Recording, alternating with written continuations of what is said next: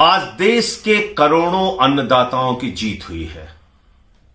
अन्नदाताओं की आंदोलन की बदौलत, लंबे संघर्ष की बदौलत, उनकी शहादत और कुर्बानी की बदौलत नरेंद्र मोदी जी की अहंकारी और तानाशाह सरकार को झुकना पड़ा और तीनों काला कानून वापस लेना पड़ा। यह तीनों काला कानून वापस क्यों लिया गया है? क्योंकि चुनाव दर चुनाव नरेंद्र मोदी जी की सरकार को सबक सिखा रहे थे किसान भाई, सबक सिखा रही थी इस देश की जनता, सबक सिखा रहे थे इस देश के अन्नदाता, और चुनाव में हार के डर से उन्होंने ये काला कानून वापस लिया है। मैं पूछना चाहता हूं नरेंद्र मोदी जी से, आप किस बात का इंतजार कर रहे थे? किसान भाइयों को आतंकवादी कहा गया, खालिस्तानी कहा गया, मवाली कहा गया, उनके सामने तार बिछाए गए और दुश्मन देश के नागरिक की तरह उनसे व्यवहार किया गया, उनको इस देश का दुश्मन बताया गया। तब आप मोदी जी खामोश थे और ये तीनों काला कानून वापस नहीं लिया गया। 750 किसानों ने अपनी शहादत दी, कुर्बानी दी, ये काला कानून वापस नहीं लिया गया।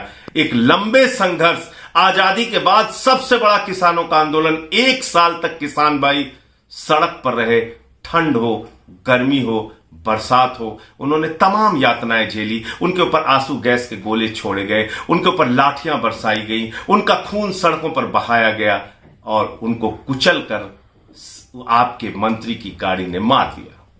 तब आप खामोश रहे। आज चुनाव के डर से, चुनाव में हार के डर से आपने तीनों काला कानून वापस लिया है। नरेंद्र मोदी जी, ये देश का अन्नदाता भी समझ रहा है, देश का किसान भी समझ रहा है। सड़क से संसद तक आम आदमी पार्टी किसान भाइयों के साथ थी, है और रहेगी। जब ये काला कानून संसद में आया था, उस वक्त मुझे मार्शल से घसीटकर संसद से बाहर किया गया था, मुझे निलंबित भी किया गया था। हमारे साथी सांसद आम आदमी पार्टी के जो थे, उनको भी निलंबित किया गया था, विपक्ष के सांसदों को अपमानित किया गया था। लेकिन हमारी एक ही आवाज थी, ये काला कानून वापस लो, ये काला कानून इस देश में लागू नहीं होना चाहिए। आज 1 साल के किसान आंदोलन की ये जीत है जो ये काला कानून आपको वापस लेना पड़ा है।